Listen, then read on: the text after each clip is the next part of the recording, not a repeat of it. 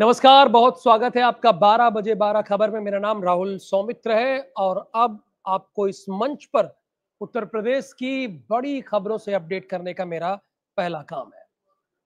तो क्या आप अपने व्हाट्सएप पर स्टेटस लगाते हैं?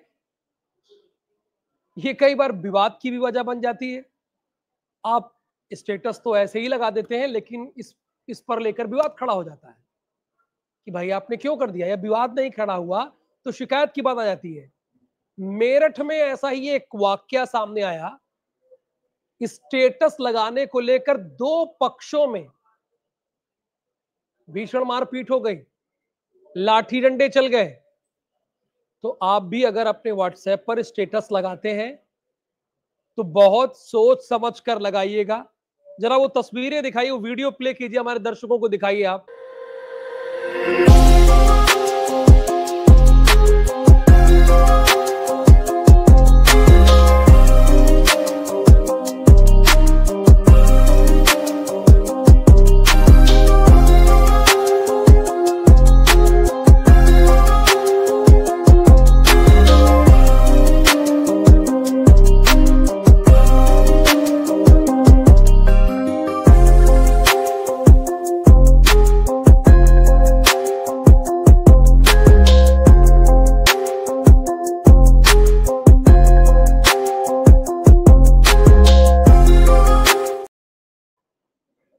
तो ये मेरठ से खबर थी, जहां पर व्हाट्सएप का स्टेटस लगाने को लेकर विवाद हो गया और लाठी डंडे चल गए। इसलिए मैंने ओपनिंग में ही आप लोगों से कहा कि अगर आप अपने व्हाट्सएप पर स्टेटस लगाते हैं तो थोड़ा सावधान हो जाइए। हमारे संवाददाताओं को सबको जोड़ते जाइए। अखंड राय प्रदेश की राजधानी लखनऊ से इस वक्त हमारे साथ जुड़े हुए हैं।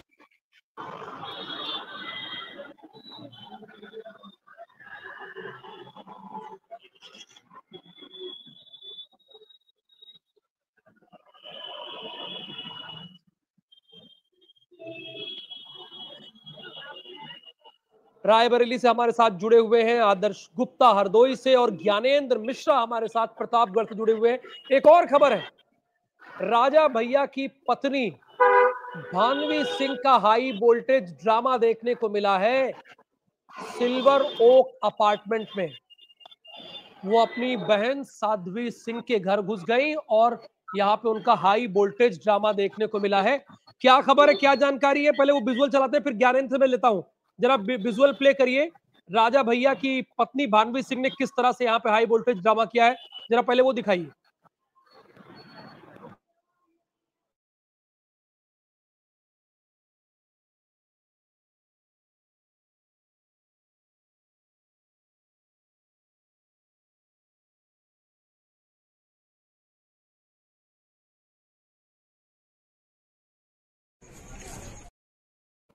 ज्ञानेंद्र, ये क्या खबर है?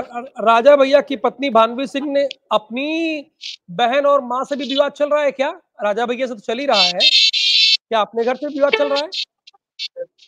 बिल्कुल राहुल, देखिए पूरा मामला पूरी तरीके से साफ है और साफ तौर पे देखा गया है। रघुराज प्रताप सिंह राजा भैया का जो विवाद है उनकी धर्म पत्नी भावनी सिंह से, वो तो खुल के आ गया, लेकिन हाँ, अंदर खाने से उनके बहन से भी विवाद चल रहा है लगातार।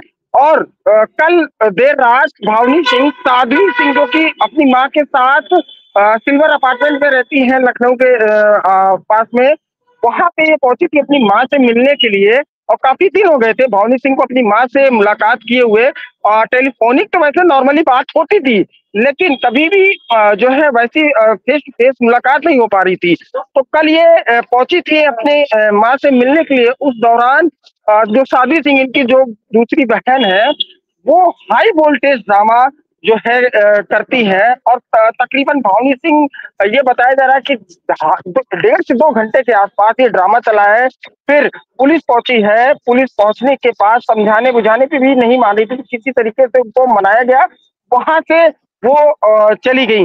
लेकिन इसके पहले भी संपत्ति को लेकर के देखा गया था कि जो इनकी संपत्ति है, भावनी की माँ कि उसको लेकर के काफी विवाद उठा था। फिलहाल साध्वी सिंह अपने माँ बाप के साथ में ही रहती हैं और लखनऊ में रहती है। ये विवाद आज से नहीं, काफी पुराना ये विवाद दोनों बहनों के बीच में चला आ रहा है, देखा गया था।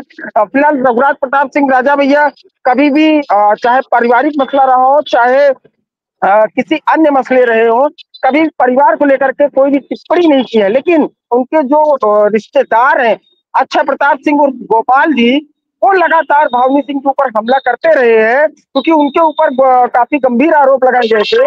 और एक तरीके से ये भी देखा गया था कि अंदर खाने से साध्वी सिंह राजा भैया के कॉन्टेक्ट में रही है। ये केवल दावा नहीं किया जा सकता, प्रूफ नहीं कर सकते, लेकिन जो बताया जाता है राजघराने से जो सूत्र पता चलते हैं कि कहीं ना कहीं राजा के सपोर्ट में वो खड़ी रही। बिल्कुल सपोर्ट में खड़ी रहती हैं, इसलिए विवाद में सामने है। बहुत बहुत धन्यवाद ज्ञानेंद्र मिश्रा इस पूरी जानकारी के लिए आपका। अखंड, ये मैं आपसे जानना चाहता हूं कि राजधानी लखनऊ में क्या हलचल है? 6 राज्यों के बीजेपी अध्यक्ष का तो पता चल गया, मध्य प्रदेश में खांडेलवाल को जिम्मेदारी दे दी गई है बीडी शर्मा की जगह पर। यहाँ पे क्या देखने को मिल रहा है, सुनने को मिल रहा है? चूंकि आप अभी भारतीय जनता पार्टी के दफ्तर के बाहर भी मौजूद हैं, 7 विधानसभा मार्ग के, तो क्या हलचल है यहाँ पे? बिल्कुल राहुल, आपको बता दें 7 विधानसभा मार्ग का जो बीजेपी का दफ्तर है ठीक मेरे पीछे, और यहाँ पर हलचल के नाम पर कहें केवल केवल सुगबुगाहट सी है, लेकिन सुगबुगाहट भी इसलिए नजर नहीं आ रही है क्योंकि तीसरे चरण में यहाँ पे प्रदेश अध्यक्ष के नाम का ऐलान होगा। प्रदेश अध्यक्ष का जो कार्यकाल है वो खत्म हो चुका है, लेकिन अभी तक एक नाम को लेकर के जो चर्चा है, वो नाम को लेकर के अभी भी कहीं ना कहीं बीजेपी असमंजस की स्थिति में है। बड़ा चैलेंजिंग हो चुका है बीजेपी के लिए एक नाम का ऐलान कर पाना। शायद यही कारण है कि प्रदेश अध्यक्ष का जो कार्यकाल है वो समाप्त हो जाने के बाद भी अभी तक यहाँ पर प्रदेश अध्यक्ष के नाम का ऐलान नहीं हो पाया है। तमाम तरह की कटकलें हैं। एक बात आपको बता दें कि मुख्यमंत्री योगी आदित्यनाथ और रक्षा मंत्री राजनाथ सिंह ने संभावित नामों पर चर्चा जरूर की है, लेकिन हाल फिलहाल में अभी तक जब तक देश के गृह मंत्री अमित शाह और प्रधानमंत्री मोदी जिस नाम पर मोहर लगाएंगे उसी नाम पर यहाँ पर सहमति बनेगी। लेकिन सबसे बड़ी बात है कि बहुत बड़ा चैलेंजिंग कार्य हो चुका है। 70 जिला अध्यक्षों के नाम की जो नियुक्ति थी वो भी हो चुकी है और नगर अध्यक्षों की हो चुकी है, लेकिन अभी भी कुछ जिला अध्यक्ष हैं जिनकी नियुक्ति नहीं हो पाई है। और प्रदेश अध्यक्ष के चयन से पहले इन जिला अध्यक्षों की भी नियुक्ति की बात सामने आ रही है कि पहले इन जिलों के अध्यक्ष को नियुक्त किया जाएगा। लेकिन अभी तक बीजेपी न जाने कौन से पशुपेश की स्थिति में है, कौन सी असमंजस की स्थिति में, कहां पेश फंसा हुआ है कि एक नाम का ऐलान नहीं कर पा रही है। लेकिन सबसे बड़ी बात है कि इतने नामों का ऐलान हो चुका है तो बताया जा रहा है कि जल्द से जल्द उत्तर प्रदेश बीजेपी को भी जो चीफ है वो मिल जाएगा। कुछ संभावित जो नाम है राहुल आपको बता दें उस पर चर्चा जरूर चल रही है, क्योंकि प्रदेश का मुखिया सवर्ण है तो यहाँ पर ब्राह्मण जो एक नाम चल रहा था कि ब्राह्मण की यहाँ पर दावेदारी हो सकती है, वो यहाँ पर प्रदेश अध्यक्ष बनाया जा सकता है। लेकिन इस पर कहीं ना कहीं असमंजस है और कहीं ना कहीं जो ऊपर के जो लोग हैं वो कहीं ना कहीं लगातार इस पर असमंजस की स्थिति में कि किसी प्रदेश अध्यक्ष अगर ब्राह्मण रखेंगे तो कहीं ना कहीं जो समाजवादी पार्टी का जो पीडीए का नारा है वो कहीं ना कहीं समाजवादी पार्टी समझाने में कारगर होगी। इसीलिए कुछ नाम मैं आपको बताता हूँ जिस पर यहाँ पर चर्चा चल रही है, जो पिछड़े समाज से ताल्लुक रखते हैं और दलित समाज से है। अगर पिछड़े समाज की बात की जाए तो हम आपको बता दें यहाँ पर जो पशुधन मंत्री है धर्मपाल सिंह है, उनके नाम की चर्चा चल रही है। केंद्रीय मंत्री है बीएल वर्मा, उनके नाम की चर्चा चल रही है। और वहीं पर पूर्व केंद्रीय मंत्री है साध्वी निरंजन ज्योति, उनके नाम की भी चर्चा चल रही है।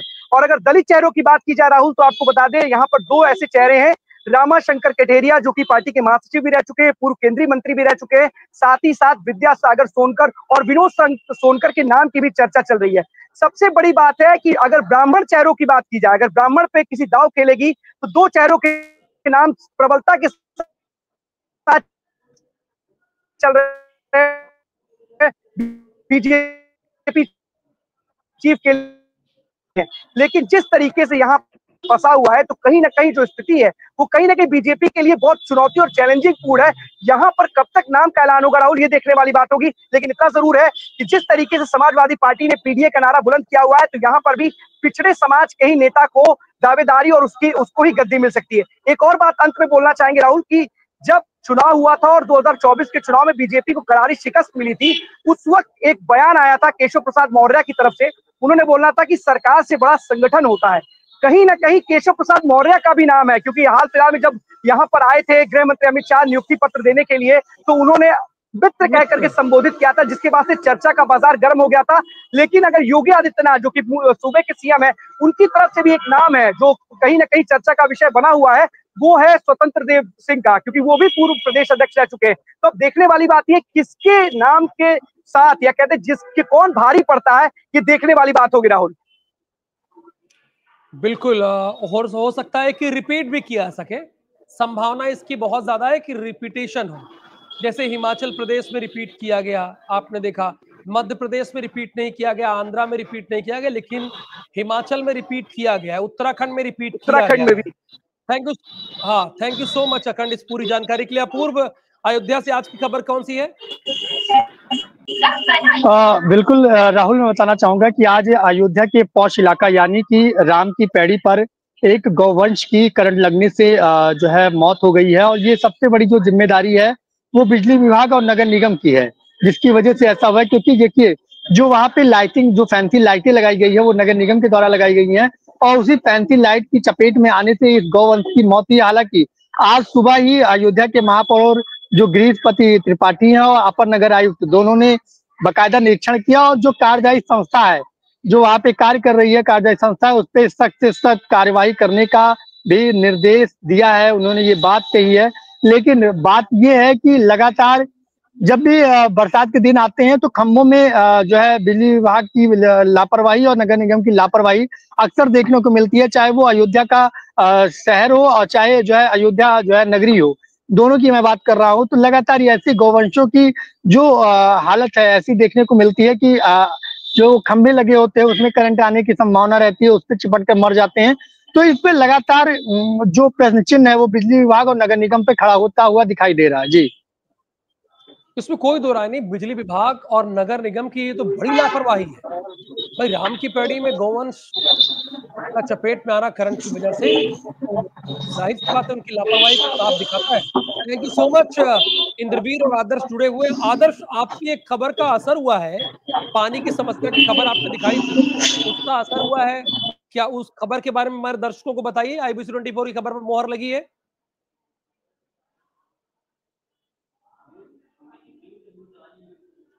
अनम्यूट कीजिए।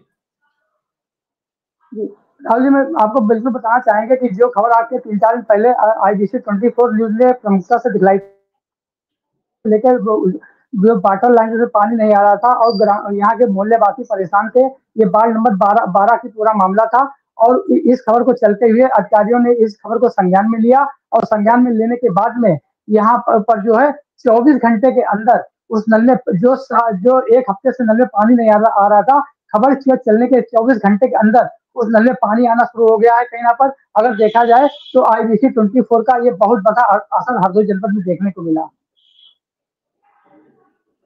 बिल्कुल, देखिए यही हमारी ताकत है। अगर हम जनता के किसी काम आ सके, हम ऐसे ही नहीं कहते हैं कि हम सरोकार वाली पत्रकारिता करते हैं। आपने आदर्श को देखा 2 दिन पहले, किस तरह से कुछ लोग तहसील के बाहर समस्या लेकर खड़े हुए थे और लेखपाल आ ही नहीं रहे थे। वो 12:30 बज गए लेकिन थे ही नहीं वो। फिर आदर्श सीधे SDM के दफ्तर में घुस गए, उनसे प्रश्न पूछा। उसके बाद SDM ने कहा कि आप कागज लाइए, मैं खुद इनकी समस्या को सुनूंगा। बात लेखपाल तक की थी, लेकिन और उप जिलाधिकारी ने खुद बात को सुना। देखिए, वाटर लाइन की खबर हमने चलाई, पानी नहीं आ रहा था, नल तो लगा लेकिन पानी नहीं आ रहा था। आज उसका इंपैक्ट हुआ। वो हरदोई का कौन सा क्षेत्र, जरा मुझे नाम बताइए एक बार। हरदोई के साथ वार्ड नंबर 12 का ये मामला सरायचौक पश्चिमी मोहल्ला है। वहां पर से पानी को लेकर खबर दिखलाई थी प्रमुखता से। इसमें मोहल्ले वासियों ने भी अपनी समस्याएं बताई थी कि एक हफ्ता से उस नल में पानी नहीं आ रहा है, जिसको लेकर यहाँ के मैं उस दिन लंबी लंबी लाइनें लगती थी, मुझे याद आ गया। तो यही हमारा आपसे कमिटमेंट है और यही हमारा कमिटमेंट बना रहेगा आपसे। बस आप हमारे साथ जुड़े रहिए। थैंक यू सो मच आदर्श। हाँ, मैं उसको चलाऊंगा। धन्यवाद। इंद्रवीर, कौन सी बड़ी खबर है आज आपकी रायबरेली से?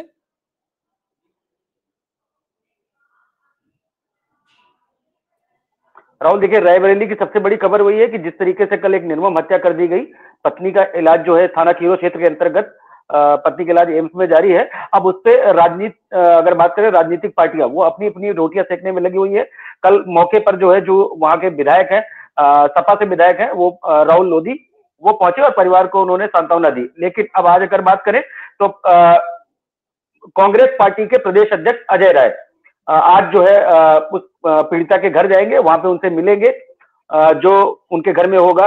और चूंकि पत्नी एडमिट है और पति इस दुनिया में नहीं है, तो उनके बच्चों को सांत्वना देंगे और उसके बाद जो है एम्स जाएंगे, पत्नी से मिलेंगे।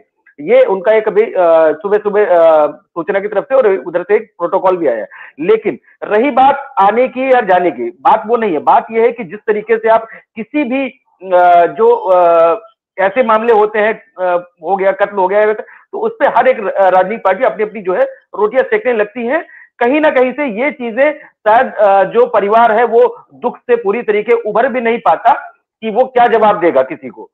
तो ये कहीं ना कहीं अब एक प्रचलन सा हो गया है कि कहीं कुछ हुआ तो बड़ी बड़ी राजनीतिक पार्टियां और बड़े बड़े जो लीडर हैं उनके वो पहुंचते हैं। जैसे अभी हमने देखा, बहुत ज्यादा दिन की बात नहीं है, 2 दिन पहले की बात है, प्रयागराज में भी देखने को मिला, हाउस अरेस्ट हुआ, तोड़फोड़ हुआ। तो ऐसे जो अब मुद्दे हैं वो ज्यादातर अब एक फैशन के रूप में निकल करके बाहर आ रहा है। जी राहुल, धन्यवाद आपका इस पूरी जानकारी के लिए इंद्रवीर। बाबू अभिषेक सिंह, भदोही से आज की बड़ी खबर कौन सी है?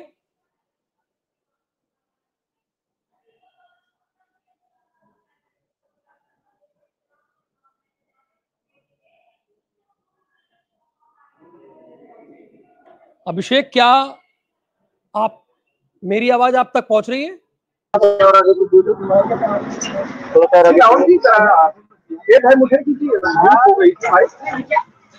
मैं बताना चाहूँगा, इस वक्त मैं भदोही में हूँ। भदोही में चौरी बाजार पड़ता है। चौरी बाजार भदोही का मुख्य मार्केट कहा जाता है। यहाँ चौरी बाजार से नेशनल हाईवे और इसको हाईवे गुजरते हैं। चौरी बाजार के दक्षिणी छोर पे और एक चौरी बाजार पे, तो दोनों हाईवे को कनेक्ट करने वाला मार्ग है, जो प्रमुख मार्ग माना जाता है। यहाँ लगभग अगर माना जाए तो लाखों लगातार यहाँ से लोग सफर करते हैं इस रास्ते से, और मुख्य मार्केट का मार्ग यह लगभग 2 वर्षों से बिल्कुल सतत है। और यहाँ आज स्थानीय लोग प्रदर्शन कर रहे हैं कि यह रोड वास्तव में कब बन पाएगा। तो हमारे साथ इस वक्त भदोही से ही युवा नेता नीलम सिंह गहरवार भी लाइव में जुड़ रहे हैं। आइए उनसे सवाल करते हैं कि वास्तव में ये जो भदोही की और खासतौर से मुख्यमंत्री जी का अभी दिनों पहले यहाँ का दौरा हुआ, और दौरा होने के बाद भी यहाँ की स्थानीय प्रशासन ऐसे रोडों पर नहीं ध्यान दे पाती जहाँ लगातार कोई न कोई दुर्घटना प्रतिदिन हो रहा है। कभी टोटो पलट जा रही है, कभी यहाँ के ठेले पलट जा रहे हैं, और कभी किसी की बाइक पलट जा रही है। तो लगातार यहाँ कोई न कोई घटनाएं देखने को मिल रही है। तो हम बातचीत करते हैं डीएम जी से। आप यहाँ के जनप्रतिनिधि हैं, ये स्थानीय जनप्रतिनिधि यहाँ के जनता दल यूनाइटेड के महासचिव रहे प्रदेश में, और प्रदेश में बड़े दायित्व हैं। भदोही से ये 2022 में विधानसभा का भी इन्होंने चुनाव लड़ा है। तो जिस तरीके से देखा जा रहा है भदोही में, तो ये आपके सरकार में ये जो है कि देखी जा रही है भदोही की, वो भी जो ऐसा बाजार जहां प्रतिदिन लाखों राहगीर इस रास्ते से गुजर रहे हैं, तो क्या कहना चाहेंगे? इसका खेद है हमें कि आज भदोही के चौरी बाजार में हम लोगों ने प्रदर्शन किया है स्थानीय जनता की मांग पर। यहाँ का यह मुख्य मार्ग जहाँ लाखों लोगों का आवागमन है, हमारी सरकार माननीय योगी आदित्यनाथ जी के नेतृत्व में चल रही सरकार जहाँ मुख्य बात करती है तो वो सरकार रूप में दिख भी रहा है, लेकिन स्थानीय अधिकारियों की लापरवाही की वजह से कई बार यहाँ के ग्रामीणों ने शिकायत भी किया, लेकिन उसका समाधान नहीं हुआ। आज के बराबर यहाँ पानी डूबा हुआ है मुख्य मार्ग पर, इतनी बड़ी संख्या में लोगों का आना जाना है, और यहाँ बाजार लाखों की भीड़ यहाँ होती है। अगर ऐसे मार्गों पर इस तरह की हालात है तो ये स्थानीय प्रशासन का लापरवाही है, घोर लापरवाही है। इसकी शिकायत मैं उस दफ्तर से कर रहा हूँ, और इसका समाधान करने के लिए हम लोग तत्पर हैं और आगे बढ़ रहे हैं। राहुल जी, आप सवाल करेंगे डीएम जी से, जो कि भदोही की तरफ नहीं, मेरा सवाल यही आपने पूछ ही लिया कि सरकार भी इन्हीं की है और ये प्रदर्शन भी कर रहे हैं। मतलब जनता का कंसर्न ये है कि जल्द से जल्द इस समस्या से निजात मिले। बिल्कुल समस्या से निजात मिले, और प्रदर्शन करने का हमारा उद्देश्य ये है कि स्थानीय प्रशासन जागे क्योंकि शासन की मंशा गड्ढा मुक्ति का है और वह अगर उसको आप आत्मसात नहीं कर पा रहे हैं, उसको परिलक्षित नहीं कर पा रहे हैं, तो कहीं ना कहीं आप सरकार की छवि को धूमिल करने का प्रयत्न कर रहे हैं, जो बर्दाश्त करने लायक नहीं है, इसलिए प्रदर्शन किया जा रहा है। और अच्छी बात है कि कम से कम अपनी सरकार के खिलाफ भी मोर्चा खोलना। भाई ग्राउंड पर काम हो रहा है कि नहीं हो रहा है ये देखना, ये बड़ी बात है, हिम्मत का काम है, तारीफ होनी चाहिए। अगर कई बार ये होता है कि सत्ता पक्ष के लोग बैठ जाते हैं हाथ पर हाथ धर के और सोचते हैं कि अपनी सरकार है। भाई सरकार है लेकिन वो काम हो रहा है कि नहीं ग्राउंड पर, वो तो आप देखोगे ना। अगर ग्राउंड पर नहीं, क्योंकि लखनऊ से कह दिया जाता है कि गड्ढा मुक्त सड़कें चाहिए, लेकिन हमको सड़कें कैसे मिलती है? गड्ढा युक्त। और वहां से तो कह दिया गया बजट पास हो गया, लेकिन नीचे ठन ठन गोपाल हो रहा है। तो इस तरह का सवाल उठाना, लोगों को इकट्ठा करके प्रदर्शन करना, ये काबिल तारीफ है। बहुत धन्यवाद, ऐसे मुद्दे उठाते रहिए। थोड़ा समय का अभाव है इसलिए आगे आपसे बात नहीं कर पाऊंगा। बहुत धन्यवाद आपका। चौधरी शहनवाज, क्या खबर है अमरोहा से आज की? मोहम्मद शमी को कोर्ट से झटका लगा है, उनकी पत्नी को राहत मिला है। खबर यह है कि 4 लाख का उनका मुआवजा मिलेगा, 2.5 उनकी बेटी और 1.5 उनको। कंफर्म न्यूज है?